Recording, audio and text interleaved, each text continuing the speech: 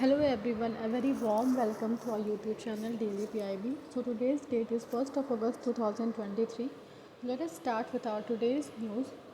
The first news is world's largest food grain storage plant. So as per this plan, it is provide basically infrastructure development for the warehouses, custom hiring centers, processing units to store the crops, because in the past few years we have seen the lot of crop damages. मतलब हम देखते हुए आ रहे हैं कि किसानों को ढेर सारी क्रॉप डैमेजेस की प्रॉब्लम हो रही है। वो स्टोर नहीं कर पाते, इस वजह से उनकी जो क्रॉप्स है उसको काफ़ी लॉस झेलना पड़ता है। तो बेसिकली इसके लिए जो PACs लेवल पे यानी कि प्राइमरी एग्रीकल्चरल क्रेडिट सोसाइटीज़ हैं, उस लेवल पे गवर्नमेंट ने मिलके एक स्टोरेज प्रोग्राम लॉन्च करने की जो स्कीम को उसको स्टार्ट कर रहा है। ठीक है, इसको जो आप देखते हैं कौन कौन सी मिनिस्ट्रीज़ हैं। सबसे पहला है ministry of agriculture and farmers welfare. ये कुछ सब मिनिस्ट्रीज़ हैं, इसके आप देख सकते हैं AIF, AMI, MIDH, SMAM। इस जो वीडियो है उसकी जो PDF अगर आपको चाहिए होगी तो आप इस हमारे डिस्क्रिप्शन लिंक से ले सकते हैं। इसके साथ हमारे टेलीग्राम चैनल पे भी आप जाके इस वीडियो की PDF आप फ्री ऑफ कॉस्ट ले सकते हैं। ठीक है, दूसरी जो मिनिस्ट्री है वो है आपकी ministry of food processing industries. ठीक है, जिसमें आपका PM प्रधानमंत्री formalisation of micro food processing enterprises scheme है। इसके अलावा जो प्रधानमंत्री किसान संपदा योजना है ये भी हम देख सकते हैं। थर्ड जो है वो है ministry of consumer affairs, food and public distribution. ठीक है, बेसिकली जो सेंटर आपका गवर्नमेंट ऑफ इंडिया वो क्या कर रही है ना कि वो जो हमारी स्टोरेज कैपेसिटी है जो लगभग आपकी 500 मिलियन टन हुआ करती थी, उसको भी ये क्या कर रहा है कि 2000 मिलियन टन तक उसको बढ़ाने की जो रिक्वायरमेंट है उसको फुलफ़िल करेगा। ठीक है, जो PACs लेवल जो होंगे उसमें जो फूड ग्रेन की जो स्टोरेज की वजह से जो वेस्टेज हो रहे थे उसको भी काफ़ी कम करेगा। ऑलराइट, चीज़ क्या है PAC यानी कि प्राइमरी एग्रीकल्चरल क्रेडिट सोसाइटीज़। तो ये सिर्फ प्रोक्यूरमेंट ही नहीं करेगा बल्कि जो उनके आपके FPS हैं यानी कि फिगर प्राइस शॉप्स हैं उसको भी ये रेगुलेट करेगा, उसको भी कॉस्ट वगैरह को मेंटेनेंस इसके थ्रू किया जाएगा। ओके, इतना ही था। बढ़ते हैं अगली न्यूज़ की तरफ। अगला न्यूज़ है राष्ट्रीय वयोश्री योजना।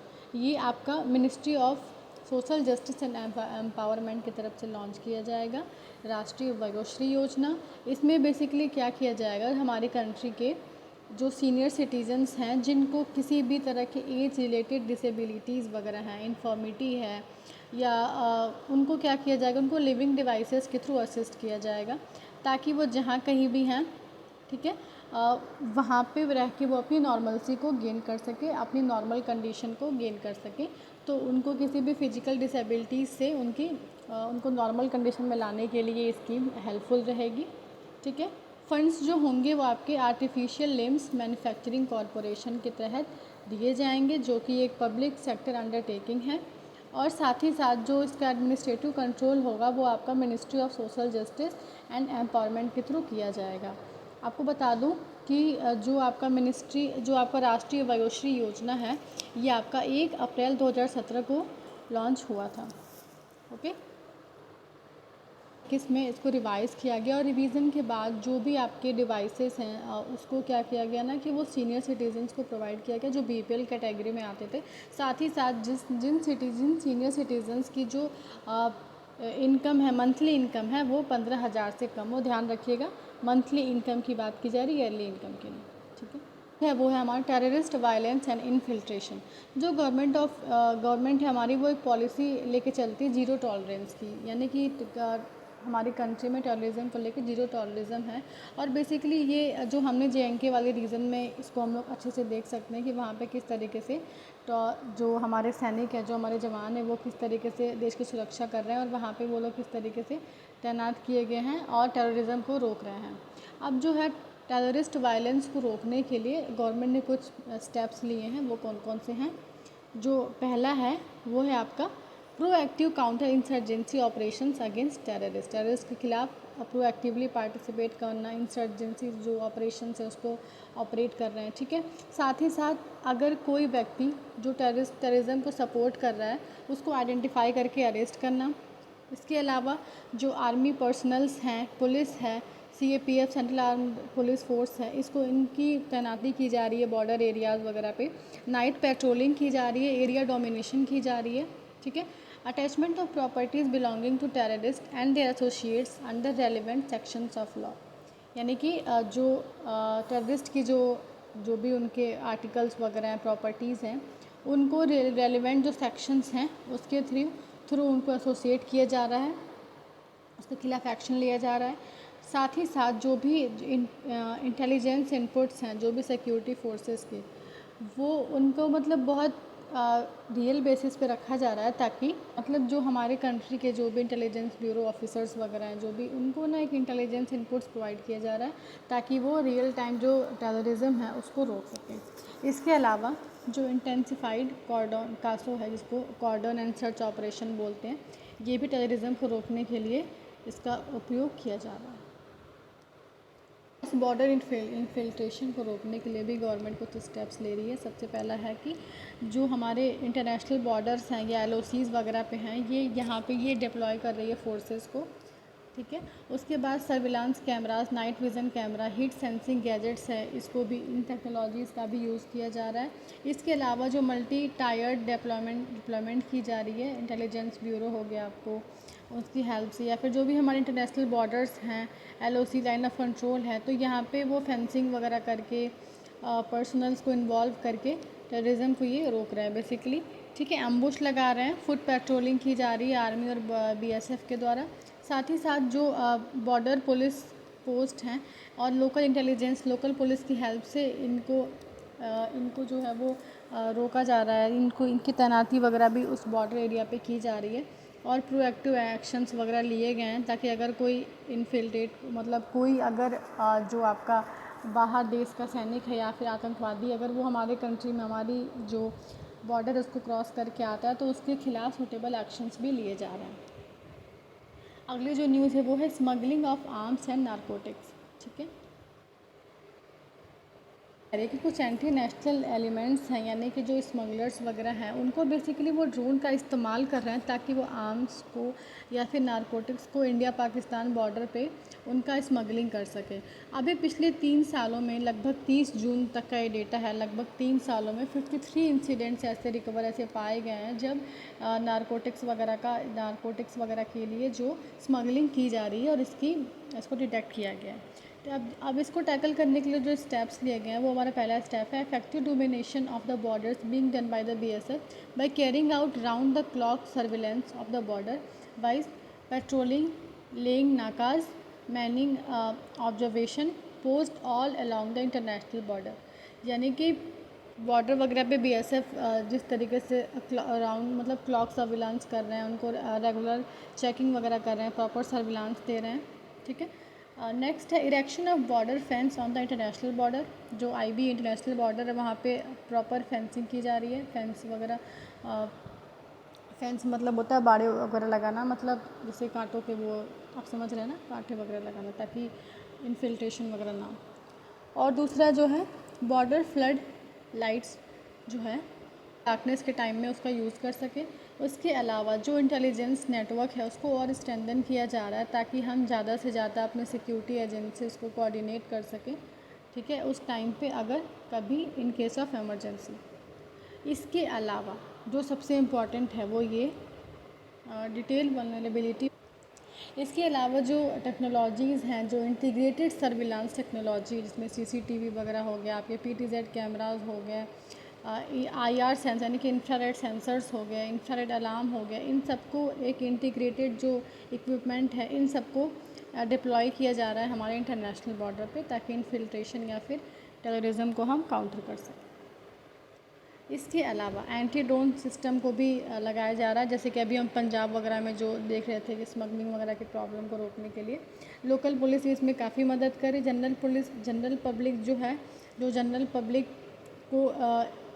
पब्लिक है बॉर्डर एरियाज़ में, उनको भी सेंसिटाइज़ किया जा रहा है, ताकि वो कभी भी कोई ड्रोन एक्टिविटीज़ को देखें तो वो तुरंत लोगों को बताएं, पुलिस को इन्फॉर्म करें। वो कुछ भी रेयर एक्टिविटी देखते हैं अपने एरिया में तो पुलिस को इन्फॉर्म करें, इसलिए उनको थोड़ा सा अवेयर किया जा रहा है। इसके अलावा जो मिनिस्ट्री ऑफ होम अफेयर्स है, वो क्या कर रही है basically, anti rock drone technology committee का जो एस्टेब्लिशमेंट किया जा रहा है एमएचए के द्वारा, ये बेसिकली ये जो है वो डीजीबीएसएफ के सुपरविज़न में इसको मैंडेट किया जाएगा, ताकि जो भी टेक्नोलॉजी अवेलेबल उसको इवेलुएट कर सके और ड्रोन्स वगैरह की प्रॉपर रेगुलर चेकअप उनको चेक किया जाए और मेंटेनेंस हो सके, ताकि वो जो ड्रोन्स वगैरह हैं उसको वो सर्टिफाई कर सके, उनके इफ़ेक्टिवनेस को डील कर सके अगर कहीं पे कुछ डिफेक्ट वगैरह देखा जाए तो। पांचवी न्यूज़ हमारी है e governance system. I would like to remind, अगर आपको पीडीएफ चाहिए तो आप इस वीडियो के डिस्क्रिप्शन लिंक पे जाके हमारे टेलीग्राम ग्रुप से ले सकते हैं। Okay, so next is under Panchayati Raj governance system. ये कह रहा है कि इसको पंचायती राज के थ्रू इम्प्लीमेंट किया जाएगा। और ये जो प्रोग्राम है जो हमारा चल रहा था digital India programme, digital India programme के तहत ई गवर्नेंस सिस्टम को लॉन्च किया जाएगा। मिनिस्ट्री ऑफ पंचायती राज जो है वो इसकी इम्प्लीमेंटिंग एजेंसी रहेगी और इसको लगभग इंडिया के सभी स्टेट और यूटीज़ में लॉन्च किया जाएगा। इस स्कीम का जो एम है वो बेसिकली जो पंचायत की जो फंक्शनिंग है उसको रिवैम्प करना है, ताकि ज़्यादा ट्रांसपेरेंट जो हमारी जो गवर्नमेंट है वो ज़्यादा ट्रांसपेरेंट हो, वो अकाउंटेबल ज़्यादा हो, ज़्यादा इफ़ेक्टिव हो। अब देखते हैं इसमें इसका कुछ सब फीचर्स है उसको देखते हैं। पहला जो है ई ग्राम स्वराज एप्लीकेशन होगा जो पंचायत वर्क्स हैं उनको सिंप्लीफाई करेगा। कौन कौन से वर्क्स हैं, जैसे कि प्लानिंग करना, अकाउंटिंग करना, बजटिंग करना, इन सबको ये क्या करेगी कि उसको सिंप्लीफाई करेगी, ताकि अच्छे तरीके से फाइनेंशियल मैनेजमेंट हो सके पंचायत राज इंस्टीट्यूशंस का। ठीक है, दूसरा जो है ट्रेनिंग मैनेजमेंट पोर्टल। ठीक है, ये भी क्या करेगी कि इसको वहाँ डेवलप और लॉन्च किया जाएगा, ताकि ज़्यादा से ज़्यादा ट्रेनिंग वगैरह कंडक्ट हो, ताकि लोगों को अवेयर किया जाए इस स्कीम के बारे में। इसके अलावा एप्लीकेशन ऑफ ऑडिट ऑनलाइन को भी डेवलप किया जाएगा, ताकि ऑनलाइन ऑडिट हो सके पंचायत अकाउंट्स का और उनके फाइनेंशियल मैनेजमेंट के लिए। Ministry is encouraging the panchayat to adopt their own citizen charter for successful delivery of services for which the ministry has formulated the model citizen charter and shared with the states. ठीक है, adoption of such citizen charter by the state is being monitored through dedicated portal. मतलब citizen charter को ministry जो है ministry of panchayat वो अपना citizen charter maintain करेगी basically citizens को अवेयर करने के लिए, ताकि जो सिटीजन्स हैं वो अपने स्टेट्स वगैरह में इस स्कीम के बारे में ज़्यादा से ज़्यादा अवेयर हो सकें। ठीक है, और उनका हर एक चार्टर के लिए अपना डेडिकेटेड पोर्टल होगा जिसके थ्रू वो अपनी जानकारी को देख सकेंगे। छठी न्यूज़ है वो हमारी न्याय बंधु प्रोग्राम। ये बेसिकली जो लीगल सर्विस एक्ट है 1987 का, उसका सेक्शन 12 कहता है कि जो भी अप्लीकेंट्स हैं जो मार्जिनाइज्ड हैं या फिर डिसएडवांटेज ग्रुप से बिलोंग करते हैं, even SC ST victims of trafficking वगैरह की हैं, जो बेगर्स हैं, विमेन हैं, चिल्ड्रन हैं, पीडब्ल्यूडीज़ हैं, हमारा ये सब एक एलिजिबल कैटेगरीज़ में आते हैं। और इनको क्या मिलेगा कि इनको free legal aid and advice through department of justice न्याय बंधु प्रोग्राम। ठीक है, न्याय बंधु जो है वो प्रो बोनो लीगल सर्विस है। ये एक प्राइमरी इनिशिएटिव है जो भी प्रो बोनो लीगल सर्विसेज, ताकि लोगों को ये जो लीगल सर्विसेज है वो प्रोवाइड कराया जा सके। न्याय बंधु योजना के तहत ये जो है एडवोकेट्स को जो प्रैक्टिसिंग एडवोकेट्स हैं उनको क्या करेगी कि जो वॉलंटियर वगैरह हैं ये इनको इंटरलिंक करेगी, इनको कनेक्ट करेगी जो इनके मार्जिनलाइज्ड बेनिफिशरीज़ हैं उनके थ्रू। न्याय बंधु का एक मोबाइल एप्लीकेशन भी जो एंड्रॉइड iOS दोनों पे रन करेगा। और इसके अलावा onboarded on the Umang platform in collaboration with technical partner CSC governance private limited. 7 topic है entrepreneurial culture in rural areas. Uday योजना के तहत जो DNRLM जिसको हम लोग कल की न्यूज़ में कवर किए थे, इसके साथ कोलैबोरेट करके जो मिनिस्ट्री ऑफ रूरल डेवलपमेंट है वो स्टार्टअप विलेज एंटरप्रेन्योरशिप प्रोग्राम को लॉन्च कर रही है। और जिसका ऑब्जेक्टिव ये होगा कि जो रूरल पुअर हैं उनकी बेसिकली हेल्प करना, ताकि वो एक सेल्फ हेल्प ग्रुप इकोसिस्टम को तैयार कर सके, ताकि जो भी एंटरप्राइजेज़ हैं विलेज लेवल पे और जो भी नॉन एग्रीकल्चरल सेक्टर्स हैं उनको ये क्या करें, उन सेक्टर्स के जो रूरल पुअर है उनकी हेल्प कर सके। जो इसकी ऑपरेशनल यूनिट है वो आपका हो जाएगा विलेज ना हो करके बल्कि ब्लॉक हो जाएगा। ठीक है, it supports existing enterprises as well as setting up of new enterprises. ठीक है, न्यू एंटरप्राइजेस को भी सेटअप करेगा। इसके अलावा एक्सेस नहीं करने में मदद करेगा, बल्कि ये जो है वो बिजनेस सपोर्ट सर्विसेज भी एंटरप्राइजेस को प्रोवाइड करेगा। ठीक है, 590 rural self employment training institute जो हैं वो देश भर में फंक्शनिंग किए जाएंगे, चलाए जाएंगे, ताकि लोगों की जो skills entrepreneurship development training programme है उसको बढ़ाया जा सके। और यही जो इम्पोर्टेंट था इसमें, rural development ministry is reimbursing cost of training imparted by the RICTIS to the rural youth through the state rural livelihood mission के थ्रू उसको किया जाएगा। बाकी कुछ खास नहीं है। अगली न्यूज़ को देखते हैं। यहाँ पे आपका PM युवा पायलट प्रोजेक्ट है और MSDE है, यानी कि ministry of skill development and entrepreneurship. तो इसमें बहुत कुछ खास नहीं है। इसमें आपको यही जानना है, फिर भी आप जान लीजिए। एंटरप्रेन्योरशिप जो कल्चर है वो एक कंट्री में प्रोवाइड किया जाएगा। और ये बेसिकली जो 6 होली सिटी प्रोजेक्ट हैं, इनको यहाँ पे ये क्या था, ये बेसिकली प्रोवाइड इसलिए किया जाएगा ताकि यहाँ की जो यूथ्स हैं, यहाँ के जो लोकल लोग हैं, इनकी पोटेंशियल को इन्वॉल्व करते हुए वहाँ पे जो एम्प्लॉयमेंट की जो अपॉर्चुनिटीज़ है वो प्रोवाइड किया जाएगा। कौन कौन लोग शामिल होंगे, कॉलेज ड्रॉप आउट हो सकते हैं, यूथ हो सकते हैं जो बैकवर्ड कम्युनिटीज़ से हैं, ये इन लोगों को यहाँ पे शामिल किया जाएगा। कौन कौन सी जगह हैं ये आप ध्यान दे दीजिएगा। यहाँ पे सबसे पहला है पुरी, वाराणसी, हरिद्वार, कोलूर कर्नाटका में, पंढरपुर महाराष्ट्र में और बोधगया बिहार में। ठीक है, PM युवा पायलट प्रोजेक्ट के बारे में आपको पहले की वीडियोज़ ऑलरेडी बताया गया है। अगर आपको प्रॉब्लम है तो आप कमेंट सेक्शन में टाइप कर सकते हैं। आप इसकी इम्प्लीमेंटिंग एजेंसीज वगैरह देख सकते हैं, किस किस अलाइड सेक्टर के साथ ये काम कर रही है। PDF में आप चेक कर सकते हैं। अगर आपको डाउट हो तो प्लीज़ कमेंट सेक्शन में टाइप कर दें। देखिए, जो 20th लाइफ स्टॉक सेंसस जो 2019 में हुआ था, आपको कमेंट सेक्शन में टाइप करके बताना है कि जो लाइफ स्टॉक सेंसस है वो कितने सालों पे होता है। तो इस सेंसस का जो आउटकम था वो ये रहा कि लगभग 80.83 बिलियन फार्मर्स जो हैं वो डेयरी फार्मिंग में इंगेज हैं। और डेयरी फार्मिंग जो होता है हमारी डेली इनकम का एक बहुत मेजर कंट्रीब्यूशन प्ले करता है इन जो फार्मर्स की। ठीक है, इसको क्या करिए, DAHD यानी कि department of animal husbandry and dairying is implementing national programme for dairy development. इस स्कीम को लॉन्च कर रही है। ये लगभग 2014 में लॉन्च हो चुका था, लेकिन इसको वापस से रीस्ट्रक्चर किया गया था कब, जुलाई 2021 में, फर्दर पीरियड 2026 तक के लिए। इसमें बेसिकली 2 कंपोनेंट्स है। कंपोनेंट ए क्या कहता है कि ये जो है वो क्रिएट या स्टैंडर्ड करता है एक ऐसे इंफ्रास्ट्रक्चर के लिए जो मिल्क की क्वालिटी टेस्टिंग के लिए ज़्यादा इंपॉर्टेंट है, यानी कि वो ऐसे इक्विपमेंट्स को लगाएगा जो मिल्क टेस्टिंग के लिए इम्पॉर्टेंट है। साथ ही साथ जो प्राइमरी चिलिंग फैसिलिटीज़ हैं वो भी मदद करेगा स्टेट कोऑपरेटिव डेयरी फेडरेशन या फिर डिस्ट्रिक्ट कोऑपरेटिव मिल्क प्रोडक्ट के यूनियन के साथ मिलके। ठीक है, अब देखते हैं कंपोनेंट बी। कंपोनेंट बात कर रहा है कि मिल्क की जो क्वालिटी टेस्टिंग इक्विपमेंट है उसको लगाने की बात की जा रही है बेसिकली।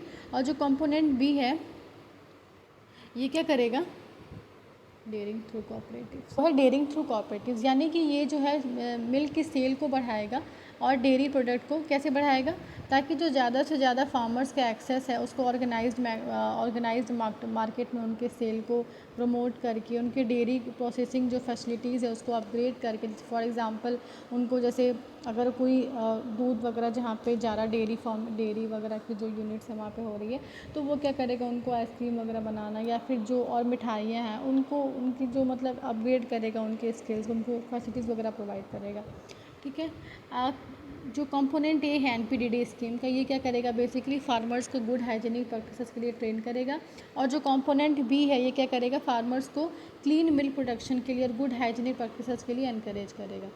ठीक है, तो ये थी आज की न्यूज़। अगर आपको डाउट है तो प्लीज़ आप मुझे कमेंट सेक्शन में टाइप करके बताइए। इस वीडियो की जो फ्री PDF है वो आपको हमारे टेलीग्राम चैनल @DailyPIB पे फ्री ऑफ कॉस्ट मिलेगा। Okay, thank you, bye bye. Like share subscribe करना ना भूलें। थैंक यू एंड जय हिंद, बाय बाय।